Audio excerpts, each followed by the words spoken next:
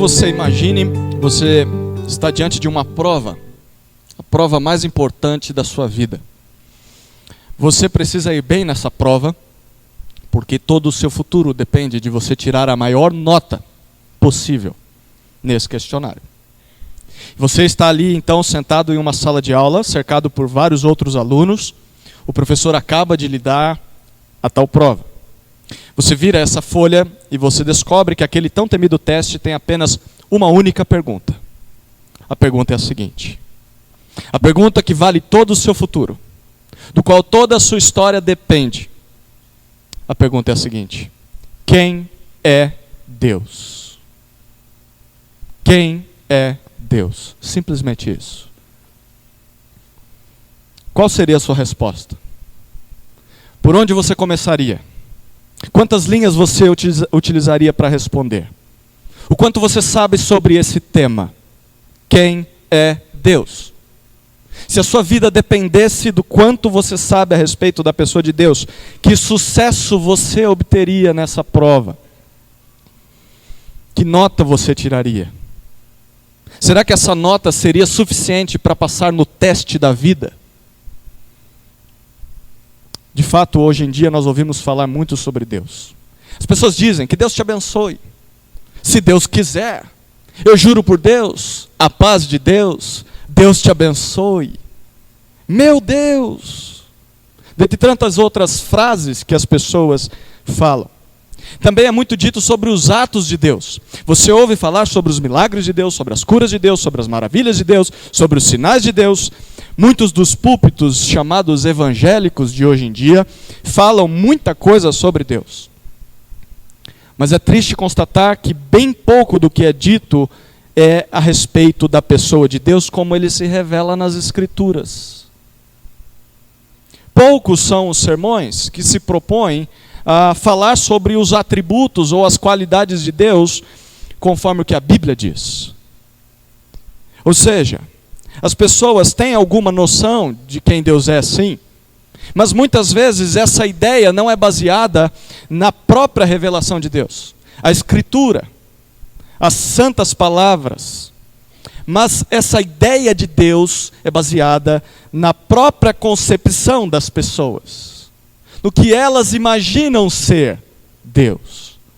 Em outras palavras, muitos imaginam Deus não conforme o que a Bíblia descreve, mas simplesmente de acordo com o que a sua própria cabeça define. Você quer um exemplo disso? Quando a nossa concepção de Deus está baseada apenas na nossa cabeça e não na Escritura, nós dizemos coisas como: o Deus que eu creio nunca faria isso. Ou coisas como: eu vejo Deus de uma maneira diferente. Ou coisas como: para mim Deus é isso. Eu acredito assim.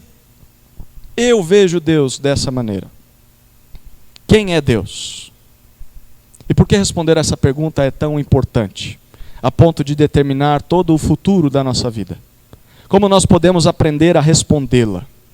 Êxodo foi escrito justamente para responder exatamente a esta pergunta.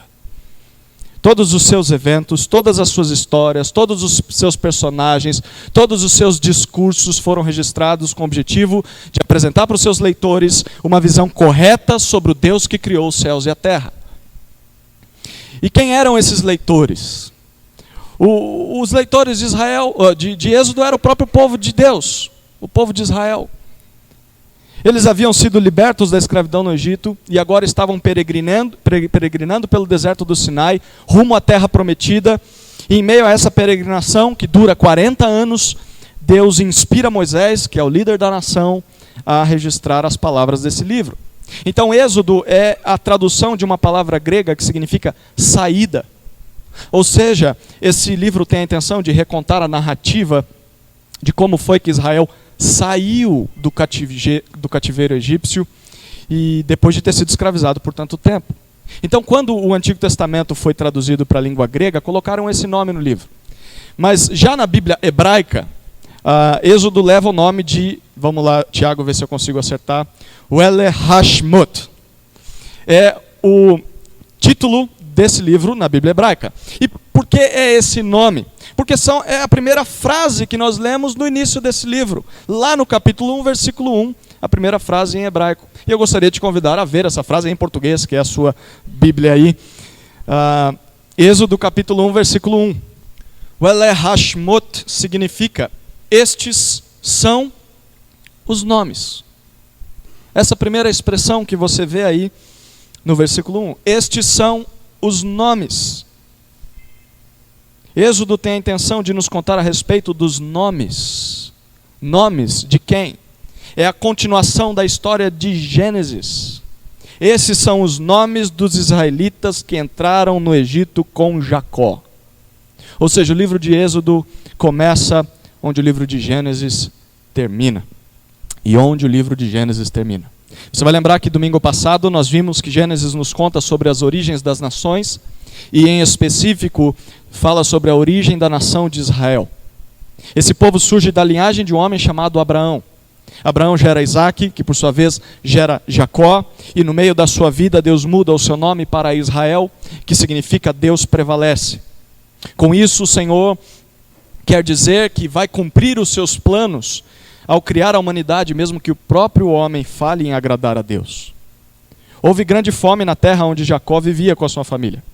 E por meio de um de seus filhos, que é José, e de uma história extraordinária, toda a família de Jacó é conduzida até o Egito, porque o Egito naquele momento era o único local na face da terra em que havia mantimento. Então toda a família de Jacó vai até o Egito, e Jacó morre no Egito. Os seus filhos voltam para a terra onde eles moravam, e enterram o seu pai, e retornam para o Egito, e ficam no Egito.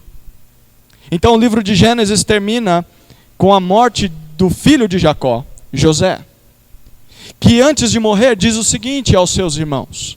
Gênesis capítulo 50, versículos 24 e 25. Depois dessas coisas, José disse a seus irmãos: estou para morrer, mas Deus certamente vos visitará e vos fará subir desta terra para a terra que jurou a Abraão, a Isaque e a Jacó. E José fez os israelitas jurarem, dizendo: certamente Deus vos visitará e fareis transportar daqui os meus ossos. José desejava ser enterrado na terra de seus pais, na terra prometida que Deus tinha prometido aos seus antepassados, a terra de Canaã. E é assim que o livro de Gênesis termina, versículo 26. Então morreu José, com 110 anos de idade, e depois de o embalsamar, colocaram-no num caixão no Egito. Êxodo conta exatamente os eventos sequentes a essa passagem. Depois de falar sobre cada família que entrou no Egito lá na época da fome, o livro de Êxodo nos diz no versículo 5 a 7 do capítulo 1. Olha, Êxodo 1, 5 a 7. Todos os descendentes de Jacó eram 70. José, porém, já estava no Egito. José morreu, e também todos os seus irmãos e toda aquela geração. E os israelitas se reproduziram e aumentaram muito, multiplicaram-se, tornaram-se muito fortes e encheram aquela terra. A multiplicação dos israelitas no Egito era um cumprimento de uma promessa que Deus havia feito a Abraão lá no passado. E eu gostaria que você abrisse aí a sua Bíblia em Gênesis capítulo 22, versículos 17 e 18. Gênesis 22, 17 e 18, Deus disse assim. Deus está falando a Abraão: que com certeza te abençoarei e multiplicarei grandemente a tua descendência, como as estrelas do céu e como a areia na praia do mar. E a tua descendência dominará a cidade dos seus inimigos. E todas as nações da terra serão abençoadas por meio da tua descendência, pois obedeceste à minha voz. O que Deus está dizendo é que Israel, certo dia, dominaria sobre os seus inimigos e habitaria na terra prometida. Em Êxodo, eles ainda não dominavam sobre os seus inimigos, mas já estavam aumentando muito em número. Era uma das promessas também desse texto. E é aí que nós vemos a história narrada por Êxodo. Então, a partir de agora, na maior parte do nosso tempo, nós falaremos sobre a história que Êxodo nos apresenta, a sua narrativa. Passearemos por esse livro, lendo algumas passagens e vendo o que ele tem a intenção de ensinar. E ao término, nós faremos, na minha conclusão, falaremos sobre a mensagem teológica, a principal lição que esse livro tinha a intenção de ensinar aos seus leitores e como isso é prático para os nossos dias. Vamos lá então caminhar sobre o livro de Êxodo. Volte aí para Êxodo, capítulo 1. Nós falaremos sobre a história de Êxodo na maior parte desse tempo agora. Êxodo é um livro composto por 40 capítulos, que em média leva 2 horas e meia para serem lidos todos esses capítulos. Então, se você tiver essas 2 horas e meia numa fila de banco, você pode ler o livro de Êxodo. Nós não temos todo esse tempo aqui. Eu bem que gostaria de ler o livro inteiro com vocês e ir fazendo comentários pontuais em cada passagem, mas não dá. Então, o que nós vamos fazer é estudar algumas das passagens principais. Naturalmente, esse livro se divide em 2 partes bem claras. Você percebe a primeira parte do livro de Êxodo, indo do capítulo 1 até o capítulo 18. Capítulo 1 a 18 de Êxodo, nós vemos Deus libertando Israel. Deus liberta Israel da escravidão ao Egito por meio de grandes milagres e sinais. Segunda parte do livro, capítulos 19 até 40. Segunda parte, capítulos 19 a 40. E aí nós vemos Deus estabelecendo Israel. Se na primeira parte Deus liberta, na segunda parte Deus estabelece esse povo como o seu povo na terra, por meio da lei de Moisés, por meio do tabernáculo e por meio dos sacrifícios. Então, a progressão do tempo nesse livro também é bem interessante.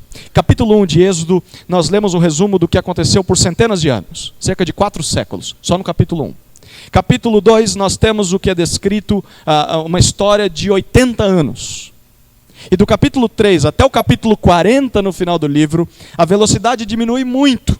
E nós encontramos o relato de algo que durou apenas 1 ano na história do povo de Israel. Então vamos para a primeira parte. Deus liberta Israel, capítulos 1 até 18. 4 palavras aqui podem nos ajudar a compreender esse evento aqui. A primeira palavra é Moisés. Moisés. Capítulos 1 a 4 você vê a história de Moisés. Nós já lemos que Deus fez com que os israelitas se multiplicassem na terra do Egito. Nós lemos isso agora há pouco. Quanto mais o tempo passava, mais filhos os israelitas tinham ali na terra do Egito. E por medo de uma revolta social, em que os egípcios seriam minoria, o rei do Egito, que é Faraó, ele passa a escravizar os israelitas. Mas o plano dele não tem muito sucesso. Você vê no capítulo 1, versos 12 e 13, o seguinte, olha o que diz, capítulo 1, versos 12 e 13. Todavia, quanto mais os egípcios oprimiam o povo de Israel, mais este se multiplicava e se espalhava. De maneira que os egípcios ficaram com muito medo dos israelitas. Por isso os egípcios escravizavam os israelitas com mais rigor. Quanto mais o povo de Deus era oprimido, mais se multiplicava. E quanto mais se multiplicava, mais era oprimido. Para tentar conter esse avanço numérico de Israel, o faraó então lança mão de uma ideia muito perversa. E ele decide matar todos os meninos israelitas no momento do seu nascimento. É aí que entra a história de Moisés. Após o seu nascimento, a sua mãe consegue escondê-lo por 3 meses. Mas chegou um tempo em que já não era mais possível fazer isso. Então, ela pega aquele bebê de 3 meses, coloca ele em um cesto, deixa ele preso nas margens de um rio lá no Egito, e a irmã de Faraó fica à distância, observando tudo o que iria acontecer ao seu irmão. E uma das filhas do Faraó veio até o rio para se banhar, e ela encontra Moisés naquele cesto. Então, nessa hora, a irmã de Moisés se levanta dos arbustos, vem até aquela filha do faraó e diz assim: olha, a senhora não gostaria de eu encontrar alguma hebreia, alguma mulher israelita para cuidar desse neném que a senhora acabou de encontrar? E ela diz: excelente ideia, quem você poderia buscar? A irmã de Moisés chama, adivinha quem? A mãe de Moisés. Então, por providência de Deus, agora a própria mãe daquele menino irá cuidar dele. E de fato vai cuidar até um dia em que entregue Moisés à filha de Faraó. Então, Moisés fica com a sua própria mãe, sendo criado às custas do Faraó, até que ele completa a idade adulta.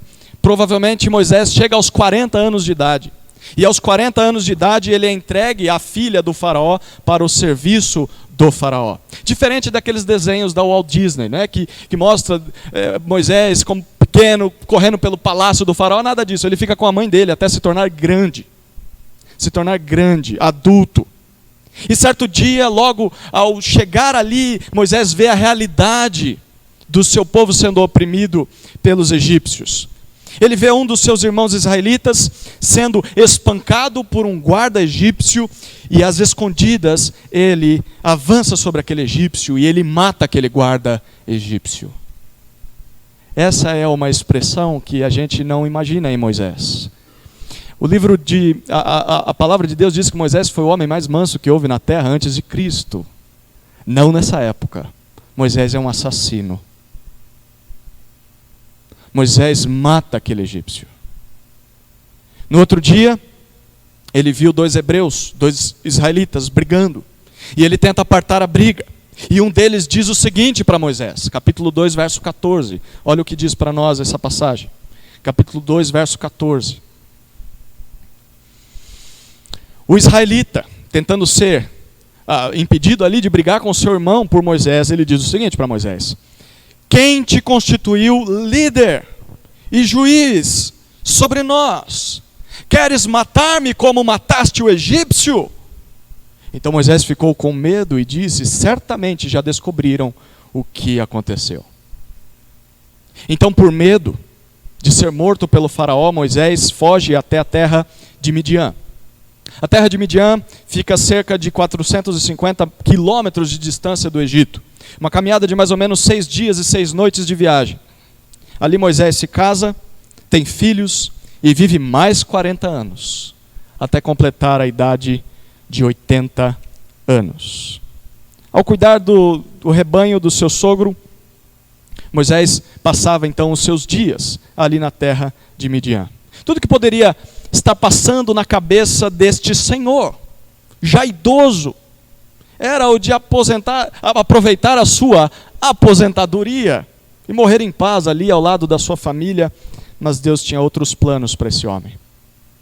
Fazendo o seu trabalho, cuidando do rebanho do seu sogro, esse homem chega a um monte chamado Horebe. E olha o que aconteceu. Capítulo 3, versículo 2. Depois nós leremos o versículo 7. Capítulo 3, versos 2 e 7. E o anjo do Senhor apareceu-lhe em uma chama de fogo numa sarça. Moisés olhou e viu que a sarça estava em chamas, mas não se consumia. Versículo 7.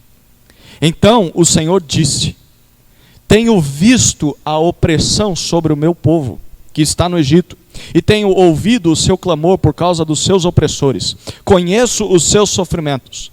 Agora, portanto, vai. Eu te enviarei ao faraó para que tires do Egito o meu povo, os israelitas. Os israelitas estavam sofrendo. Estavam clamando a Deus por socorro. Deus os ouviu. E Deus usaria Moisés para libertá-lo das mãos do faraó, um homem de 80 anos de idade. Depois de certa relutância, Moisés se apresenta ao serviço junto com seu irmão Arão. Eles falam com os líderes de Israel. O povo de Deus acredita nas palavras de Deus. Essa é a primeira palavra para entender essa primeira parte, Moisés. Segunda palavra dessa primeira parte, Faraó. Faraó. Capítulos 5 até o capítulo 7, versículo 13. Capítulo 5 até o capítulo 7, verso 13. Olha o que dizem os primeiros versículos do capítulo 5, versículos 1 e 2. Depois disso, Moisés e Arão foram ao faraó e disseram: assim diz o Senhor, o Deus de Israel: deixa o meu povo ir, para que me celebre uma festa no deserto. Mas o faraó respondeu: quem é o Senhor, para que eu atenda a sua voz e deixe Israel ir? Não conheço o Senhor, nem deixarei Israel ir. Os egípcios tinham incontáveis deuses, mais deuses do que o total de pessoas aqui presentes nesse salão. Mesmo em meio a tanta religiosidade, havia um Deus que eles não cultuavam, que na verdade era o único verdadeiro Deus, o Senhor, o Criador dos céus e da terra. Faraó diz que não o conhece. E Faraó diz que não deixaria o povo desse Deus ir embora. E de quebra, Faraó aumenta o trabalho escravo do povo de Israel. Ele diz: eles têm tempo de sobra porque estão clamando a esse tal de Deus. Então eu vou dar mais trabalho para eles.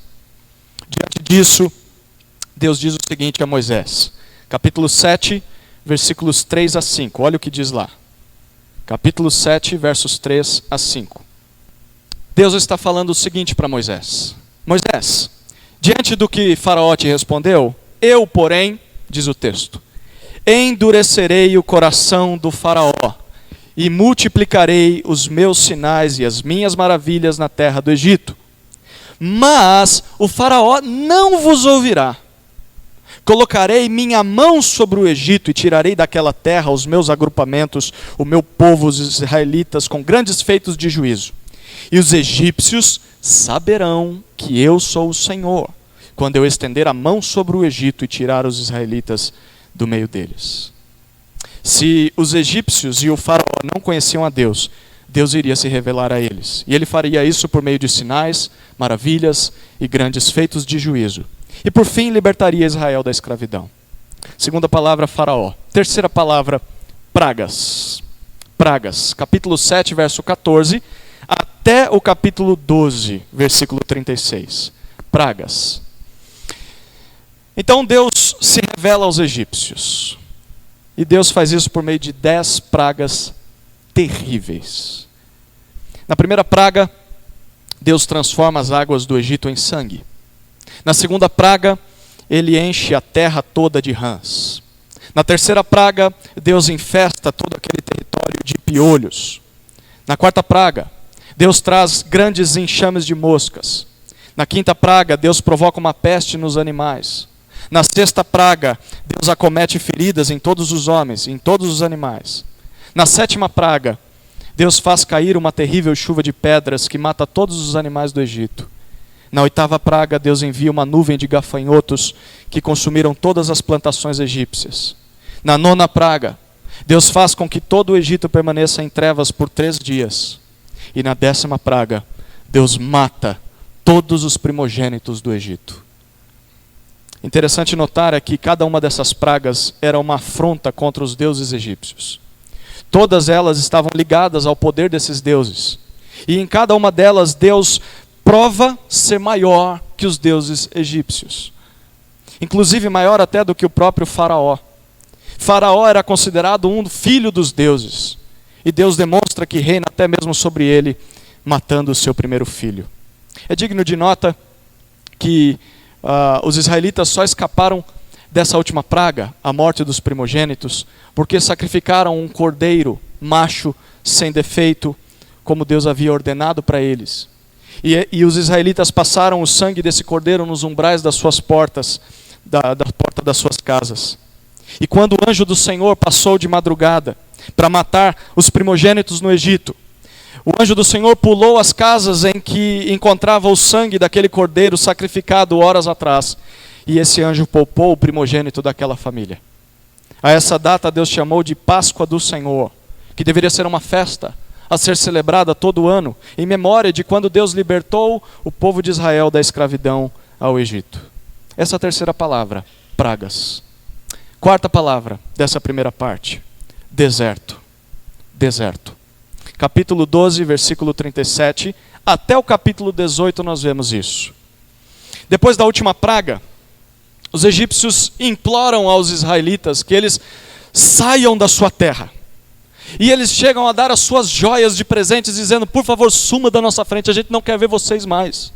Nem pintados de ouro, e podem levar o nosso ouro. Então Israel sai do Egito. E ainda leva os bens do Egito, como Deus havia prometido a Abraão. E você vai se lembrar que agora, quando eles entraram no Egito, quem está atento à leitura, capítulo 1, versículo 5, diz que quantas pessoas eram quando eles chegaram no Egito? Os filhos de Jacó eram 70. 70 membros daquela família. Agora, olha o capítulo 13, versículo 37. Capítulo 12. Obrigado aos irmãos que corrigiram a referência aqui, eu tinha anotado errado. Capítulo 12, versículo 37. Diz assim: e os israelitas viajaram de Ramsés a Sucote, cerca de 600.000 homens a pé, sem contar as crianças. Se nós considerarmos as esposas, os filhos e os escravos, em uma matemática bem simples, nós chegaremos ao número estimado de 2 milhões de pessoas. De 70, Deus transformou em 2 milhões de pessoas. Antes de sair do Egito, Deus havia prometido o seguinte a Moisés. Olha o capítulo 14, verso 4. Vamos um pouquinho mais à frente. 14:4. Endurecerei o coração do faraó, e ele os perseguirá. Serei glorificado por meio do faraó e de todo o seu exército, e os egípcios saberão que eu sou o Senhor. Os egípcios saberão que eu sou o Senhor. Se os egípcios não conheciam a Deus durante a sua vida, eles vão conhecer a Deus na sua morte. E Deus promete uma vitória gloriosa contra eles. E depois disso, de fato, eles saberão quem Deus é. Então o povo marcha, liderado por Moisés.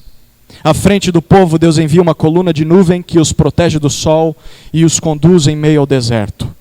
À noite havia uma coluna de fogo que os iluminava e permitia que eles caminhassem durante a madrugada. Enquanto isso, Faraó se arrepende de ter deixado o povo ir. E Faraó corre atrás dos israelitas, ele e todo o seu exército. Israel chega a um ponto em que a caminhada já não é mais possível, porque à sua frente está o Mar Vermelho e atrás as cavalarias egípcias. Então Deus ordena que Moisés toque as águas com seu cajado e as águas se abrem. E o povo passa ileso pelo meio do mar com os pés a seco.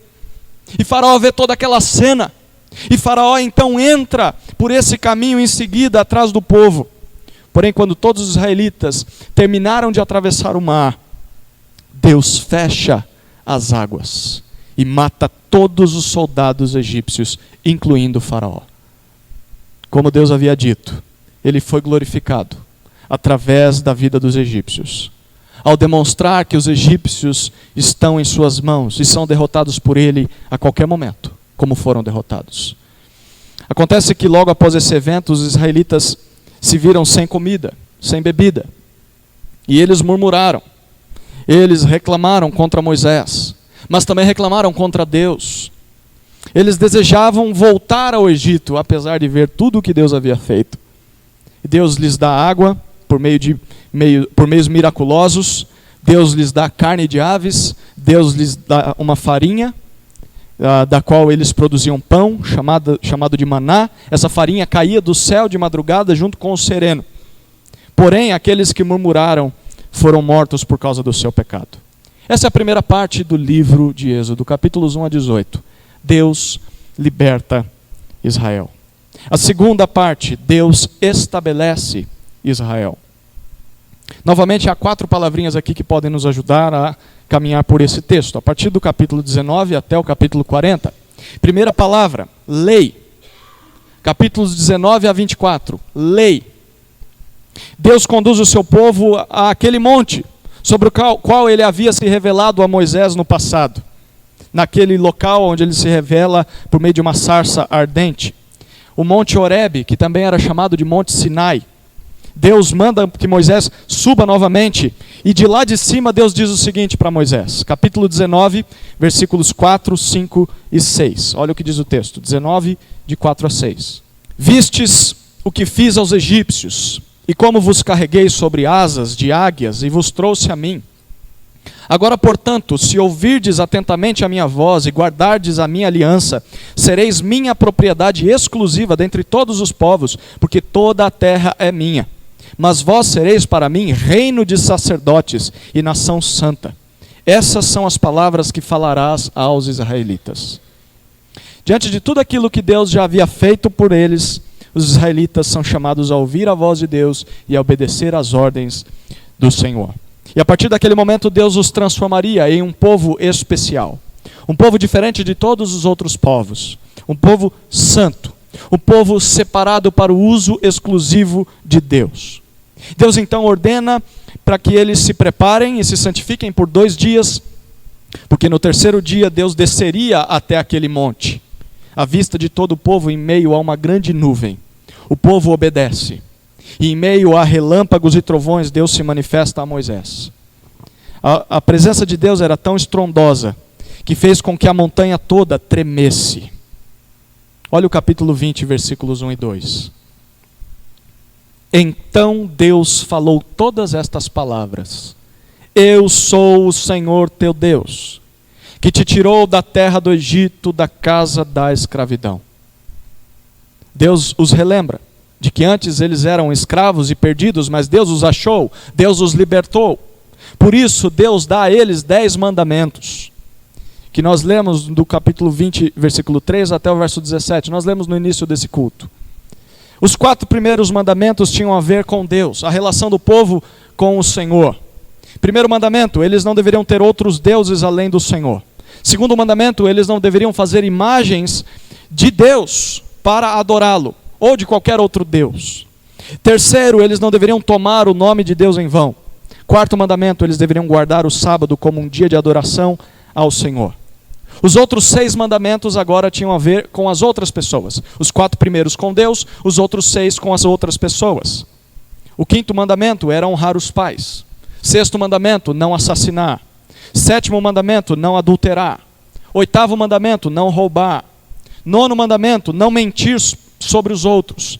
10º mandamento, não cobiçar o que é dos outros.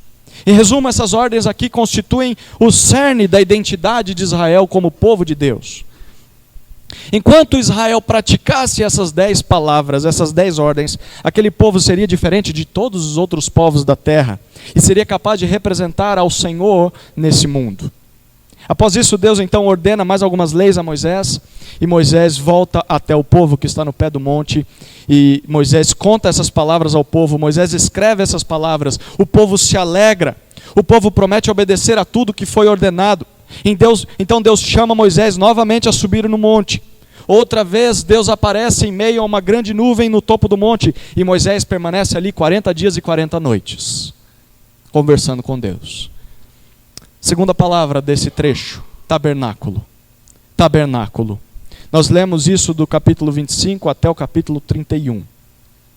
Durante esse período, 40 dias e 40 noites, Deus dá a Moisés orientações bem específicas sobre algo que o povo deveria construir. Eles deveriam trazer o melhor dos seus recursos, prata, ouro, tudo aquilo que eles tinham de bom, de valioso. E qual o propósito? Capítulo 25, versículo 8. Olha o que diz. 25:8. Eles me farão um santuário para que eu habite no meio deles. Eles me farão um santuário para que eu habite no meio deles. O Deus Todo-Poderoso, infinitamente glorioso, que faz tremer os céus e terra simplesmente ao falar com o homem, esse Deus deseja habitar no meio do seu povo. E a essa habitação ele dá o nome de tabernáculo.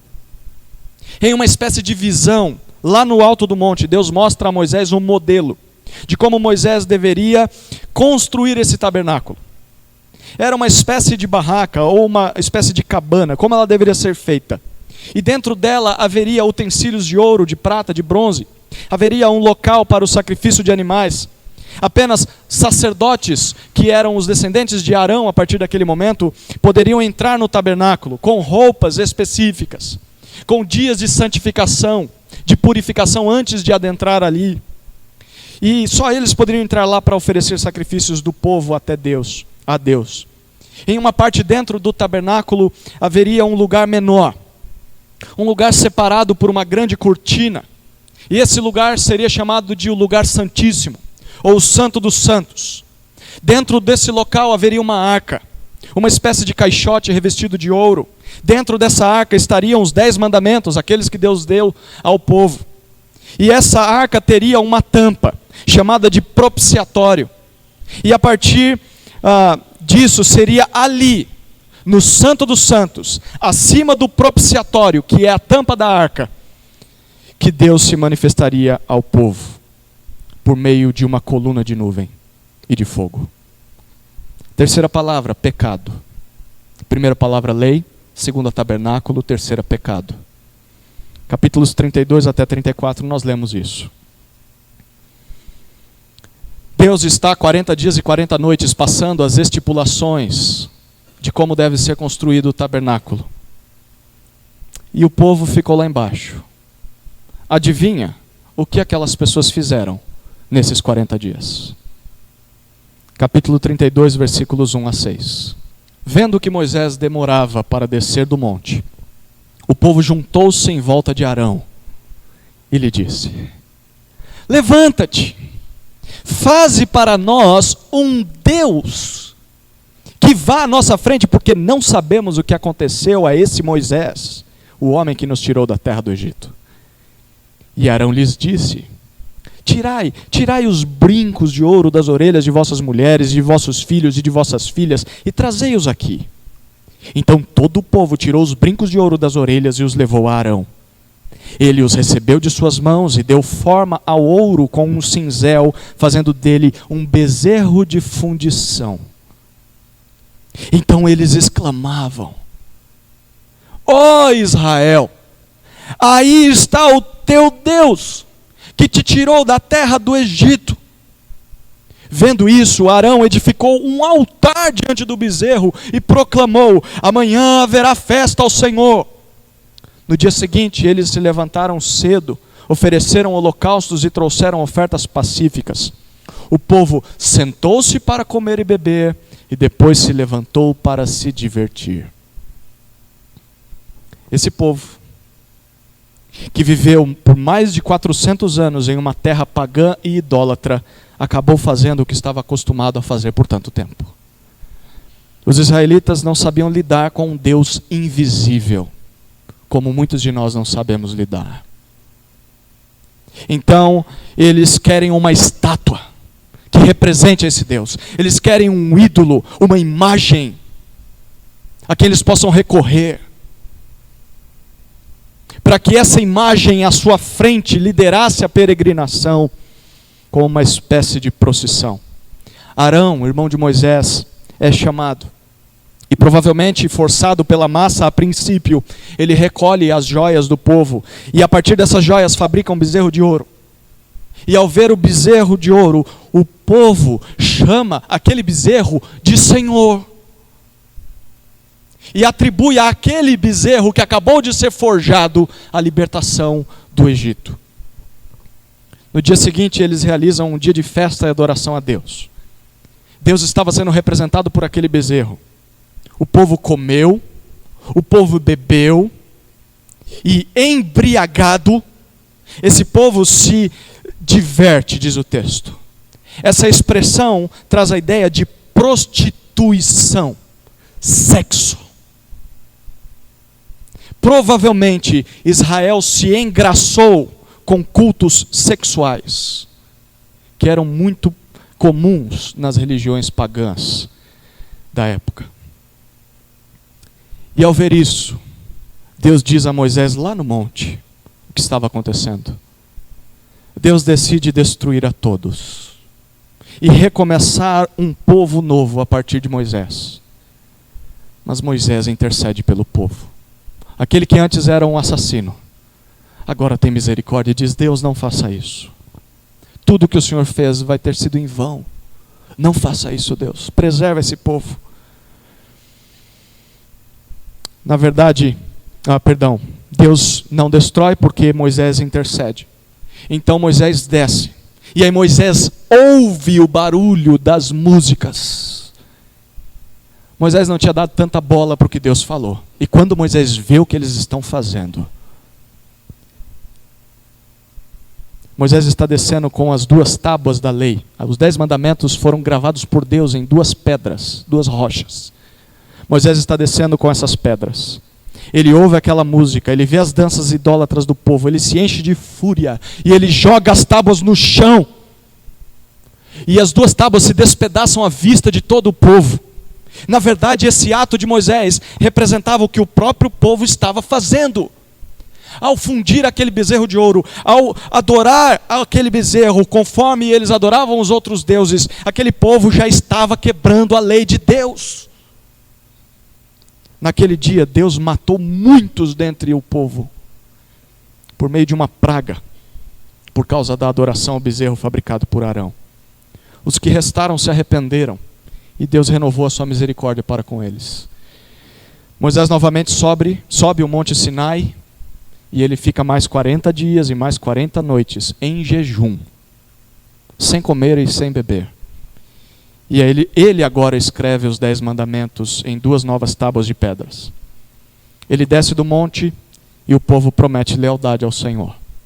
E aí nós temos a última palavra que representa a última parte desse livro: glória.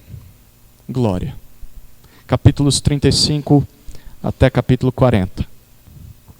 Na última parte desse livro, nós lemos a respeito da expressão de obediência do povo. Israel se empenha por construir o tabernáculo, conforme aquele modelo que Deus havia mostrado a Moisés. A família de Arão fica responsável por celebrar os cultos a Deus e a realizar os sacrifícios. A partir de agora, eles serão sacerdotes do Senhor. O tabernáculo é levantado. Os utensílios criados são colocados dentro do tabernáculo. E então, capítulo 40, versículos 34 até 38, dizem o seguinte: Então a nuvem cobriu a tenda da revelação, o tabernáculo, e a glória do Senhor encheu o tabernáculo, de maneira que Moisés não podia entrar na tenda da revelação, pois a nuvem repousava sobre ela e a glória do Senhor enchia o tabernáculo. Quando a nuvem se levantava de cima do tabernáculo, os israelitas partiam, avançando em suas jornadas. Se a nuvem, porém, não se levantava, eles não partiam até o dia em que ela se levantasse. Porque a nuvem do Senhor estava sobre o tabernáculo de dia, e o fogo aparecia sobre ele de noite, diante dos olhos de toda a casa de Israel, em todas as suas jornadas. Começa, então, a verdadeira peregrinação do povo pelo deserto rumo à terra prometida. Fim do livro de Êxodo. Diante de tudo isso que nós vimos a respeito desse livro, o que mais de importante nós poderíamos aprender com toda essa história? Tem tantas coisas que nós poderíamos destacar. Nós temos a Páscoa. Nós temos a maneira que o povo deveria se portar, os 10 mandamentos. Nós temos alguns detalhes do tabernáculo. Nós temos detalhes dos sacrifícios. Nós temos detalhes do pecado do povo. Tantas coisas que nós poderíamos destacar. Mas há um elemento que nós aprendemos apenas ao ler este livro. Há um elemento que você só descobre do livro de Êxodo lendo o livro de Êxodo. Não assistindo a novela que passa na televisão. Não vendo os filmes da Walt Disney ou as histórias para crianças que são baseados na história de Moisés. Há uma lição que você só aprende lendo a palavra de Deus. E essa lição é que em Êxodo nós aprendemos sobre quem Deus é. Essa é a lição mais importante do livro de Êxodo. Quem Deus é. Quando Deus aparece a Moisés lá no início da história, por meio de uma sarça ardente, olha o que Moisés pergunta para Deus. Capítulo 3, versículo 13. Volte aí algumas páginas. Capítulo 3, versículo 13. Então Moisés, capítulo 3, verso 13. Então Moisés disse a Deus: Quando eu for aos israelitas e lhes disser, o Deus de nossos pais me enviou a vós, e eles me perguntarem, qual é o nome dele? Que lhes direi? O nome de alguém confere a essa pessoa identidade. Quando nós lembramos de uma pessoa, nós lembramos do nome dessa pessoa. E quando nós ouvimos o nome de uma pessoa, nós lembramos quem ela é. Israel viveu tanto tempo sem ouvir qualquer coisa vinda da parte de Deus, que já havia se esquecido de muitas informações a respeito de Deus. Por isso Moisés quer ter mais informações sobre a identidade de Deus, para que possa passar essas informações ao povo. Sabe qual a resposta de Deus? Olha o verso 14. Deus disse a Moisés: Eu sou o que sou. Eu sou o que sou. Assim responderás aos israelitas: Eu sou, me enviou a vós. Deus diz a Moisés que sempre existiu, que existe e sempre existirá. Deus é eterno, Deus é imutável, Deus é perfeito. Mas mesmo assim, Ele é um Deus que entra na história para demonstrar aos homens que se lembra das suas promessas, se lembra dos compromissos feitos aos antepassados de Israel. Diferente de qualquer outro Deus da época, Deus em letra minúscula, o Deus de Israel é um Deus que está presente, é um Deus que está ativo na história, é um Deus que se revela ao seu povo por meio de milagres e por meio da sua palavra. Deus não é uma estátua, Deus não é um ser inerte, Deus não é um ser distante, ou até mesmo impotente. Pelo contrário, o livro de Êxodo mostra, e Deus diz para Moisés: Eu sou Senhor sobre tudo e sobre todos, e eu faço o que bem me apraz. Este sou eu. este é Deus. E é isso que nós aprendemos ao longo de toda a história do Êxodo. Nós podemos perceber, por exemplo, em primeiro lugar, Deus é soberano. E como nós percebemos isso?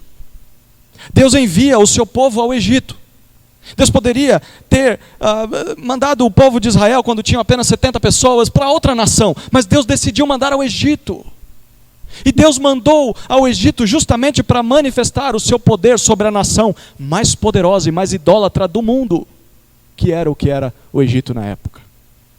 Deus controla a natureza, Deus controla os animais, Deus controla o clima, até mesmo as águas. Ninguém é capaz de se opor à sua vontade. Mesmo aqueles que duvidam da existência de Deus, como o faraó, são sustentados por Deus, são dirigidos por Deus. E Deus endurece esses homens quando Ele bem quer. É isso que Deus diz: eu vou endurecer o coração do faraó. Mas o faraó não é crente. Eu controlo até mesmo o faraó que não crê em mim. O livro de Êxodo também mostra Deus como um ser santo. Deus é santo. Cada local onde Deus se revela também se torna santo. Quando Moisés chega ali onde está a sarça ardente, Deus diz: tira a sandália dos teus pés, porque o local onde estás é santo. O monte onde Deus se encontrou com Moisés, por diversas vezes experimentou essa santidade. Ninguém podia se aproximar daquela tão grandiosa coluna de nuvem, porque daquela coluna de nuvem saíam trovões, saíam relâmpagos. É por essa razão que dentro do tabernáculo apenas homens purificados e consagrados poderiam entrar. E além disso, somente o principal dos sacerdotes poderia entrar no Santo dos Santos, naquele local separado para sacrificar a Deus. O tabernáculo era uma expressão visível, visual da santidade de Deus. Mas a lei que Deus deu ao povo também era uma expressão dessa santidade, mas agora é uma expressão da santidade verbal. Uma expressão verbal dessa santidade. Então esse povo, ao olhar para o tabernáculo, via como Deus é santo. E ao ler a lei, entendia e percebia com os olhos, com os ouvidos, que Deus é santo. Eles podiam perceber que Deus é diferente de qualquer ser que eles conheciam. Deus era puro, e eles também deveriam ser puros como Ele era e como Ele é, por meio da obediência à lei. Ao ler Êxodo, nós também descobrimos que Deus é justo. A sua santidade se manifesta em justo juízo contra aqueles que violam a expressão do seu santo caráter, da sua santa vontade. Os exércitos dos egípcios foram afogados como manifestação da justiça de Deus. Israel foi disciplinado por causa disso, na ocasião do bezerro de ouro. Deus é o supremo juiz de toda a terra. E Deus não julga só o seu povo, mas Deus julga também os inimigos do seu povo. Deus julga todas as nações. Deus julga até aqueles que não acreditam nele, como o faraó. Deus não torce a justiça para favorecer alguém. Deus é reto em todos os seus atos, mas há uma característica, além de todas essas que eu citei, que é a principal de todas, que é o principal de todas ressaltada pelo livro de Êxodo. Deus é redentor. Deus é redentor. Apesar de ser tudo isso que nós falamos, há em Deus espaço para misericórdia. Diferente de todos os deuses e todas as divindades da terra, até hoje é assim. Diferente de todos os deuses que os homens inventam, Deus é amor. A maioria das religiões pintam os seus deuses com atributos desses que eu falei. Qualquer religião que você procurar dirá: não, Deus é soberano, Deus é santo e Deus é justo. Mas uma coisa que essas religiões não conseguem fazer é unir essas características ao amor. No final das contas, nenhuma religião do mundo consegue prender os seus adeptos pelo amor.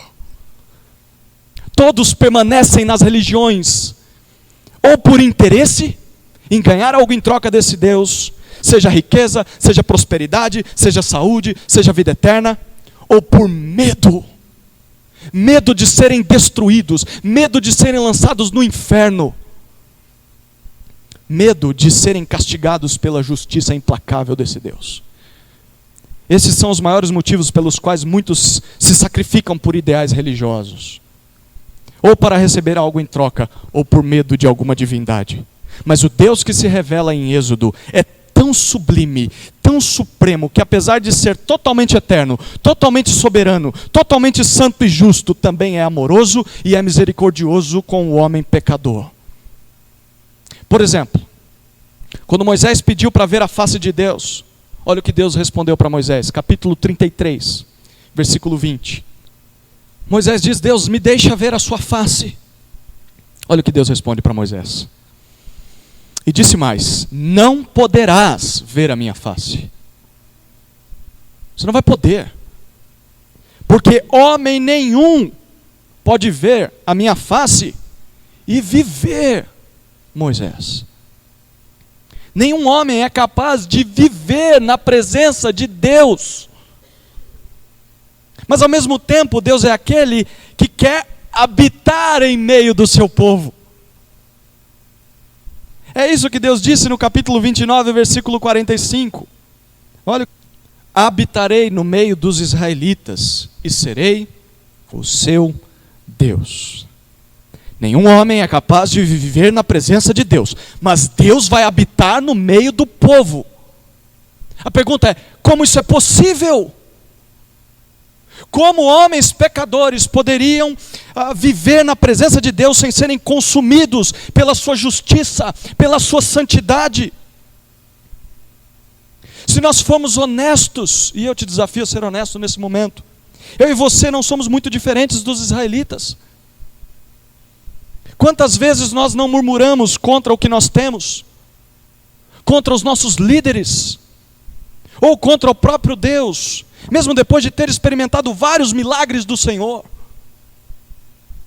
Quantas vezes nós não achamos que Deus está demorando demais para fazer algo a nós, que nós julgamos ser o nosso direito, então nós tentamos resolver as coisas do nosso modo, tendo a mesma atitude e prática daqueles que não conhecem a Deus? Foi exatamente isso que eles fizeram no caso do bezerro de ouro. Quantas vezes nós não prometemos lealdade incondicional a Deus? Num dia nós fazemos isso, e no outro dia nós viramos as costas para a lei de Deus, como se nunca tivéssemos conhecido essa lei. Como pode um Deus santo viver entre os homens, e mesmo assim esses homens não serem destruídos na sua presença? Se você nunca buscou a resposta para essa pergunta, eu não sei o que você está fazendo numa igreja, porque ela é crucial. Como você pode viver na presença de Deus sem ser consumido? Isso é aquilo que os teólogos chamam de o enigma do Antigo Testamento. Como Deus pode ser redentor? Como é possível que isso aconteça? Olha o que diz o capítulo 34, versículo 6.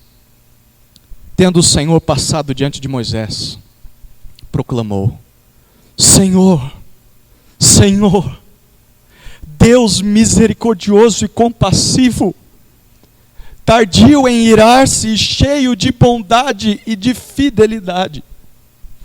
Como Deus pode ser misericordioso e compassivo? Como Ele pode ser tardio em irar-se? Como Ele pode ser clemente, cheio de amor? Nós somos seres miseráveis.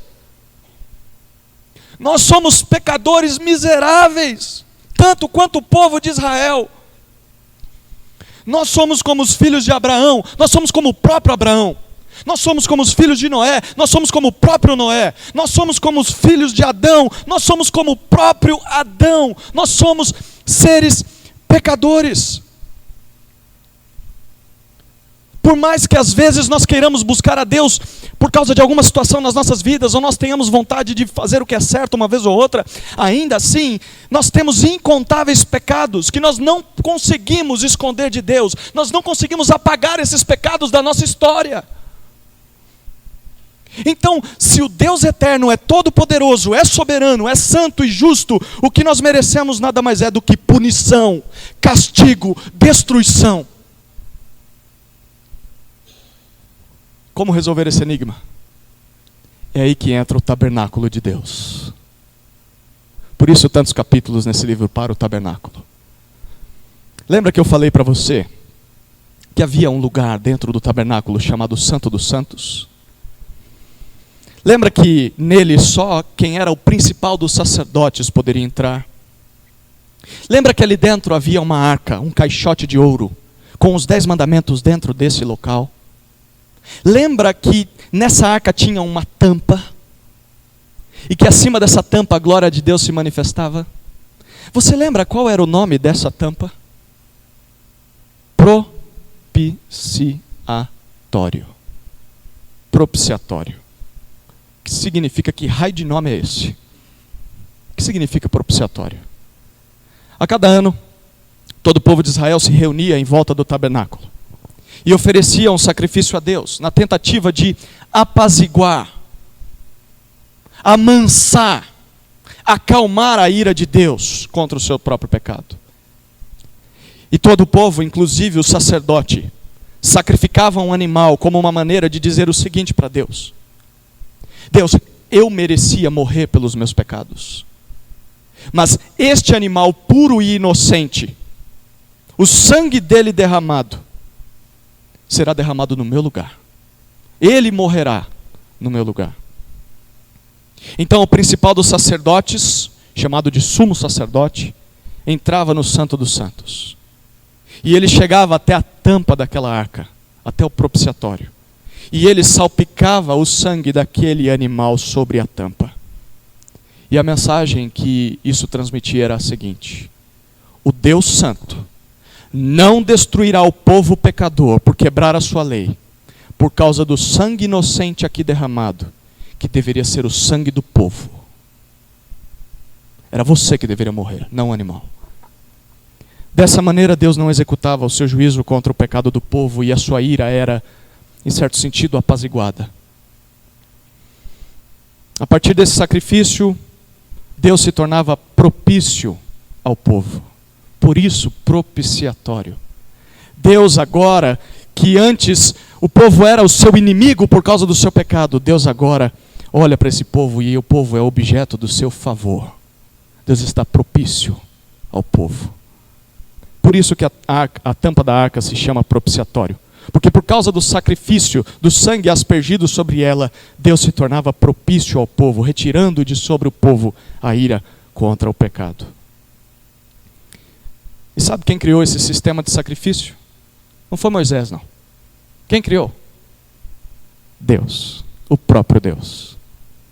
Eu quero que você preste atenção nisso aqui. Mesmo sem precisar de nós, o Senhor quer se relacionar conosco. Mesmo sem precisar de nós, o Senhor quer se relacionar conosco. Ele providencia uma maneira para que isso aconteça, sem que nós sejamos destruídos. Mas surge um problema. Um cordeiro não pode representar um homem. Um cordeiro não pode me representar e não pode representar você. O sangue de um animal não é suficiente para assumir o sangue do homem pecador diante de Deus. E isso é óbvio. Quem pecou foi o homem, não foi o animal. Então quem tem que pagar pelo seu pecado é o próprio homem. É aí que surge o Novo Testamento. Se um homem tem de pagar pelos pecados do homem, Deus se fez homem. E Deus veio a esse mundo. Ele vive uma vida perfeita, em total cumprimento à lei de Moisés. Ele se identifica como o grande eu sou. Ele é o próprio tabernáculo de Deus na terra. Ele é um tabernáculo vivo.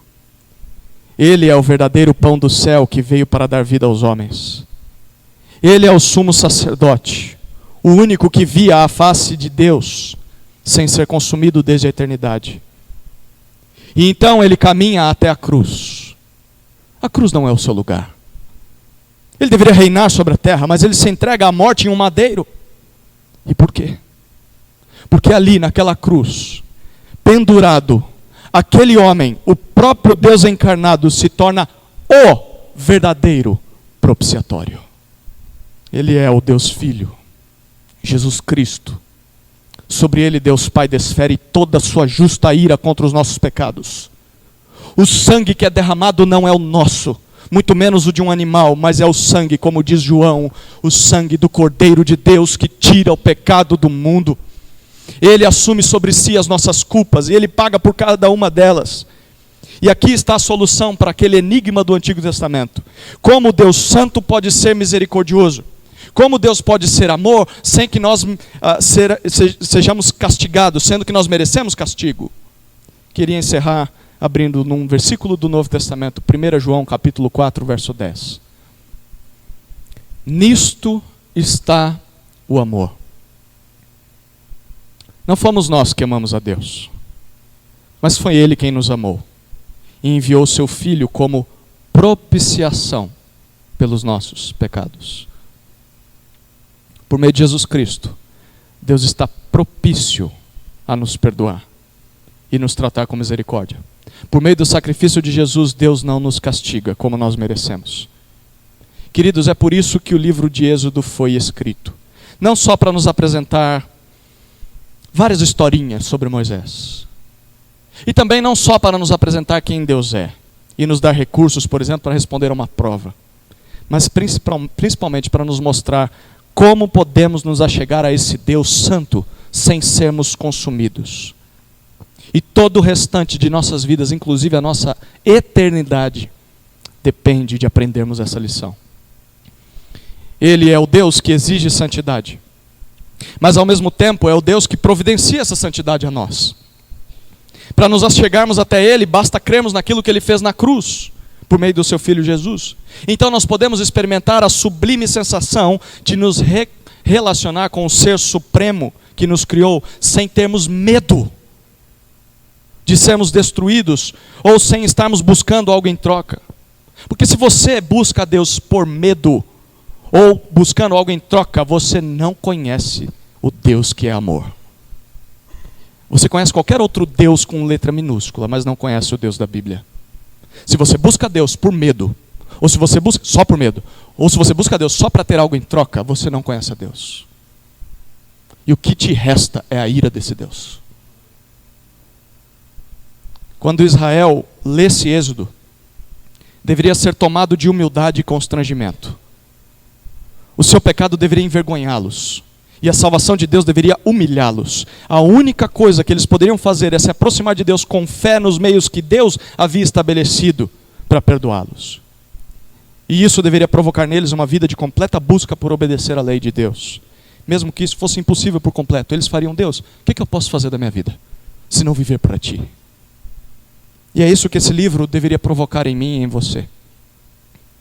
Você crê em Jesus e você obedece à lei de Deus, não para receber algo em troca, ou por medo de ser destruído, mas você faz isso por amor. Você obedece a Deus por amor. Amor àquele que te resgatou das trevas do pecado, mesmo que você não merecesse nada. Glória a Deus por isso. Amém? Vamos orar. Deus Santo, faltam-nos palavras para nos direcionarmos a Ti.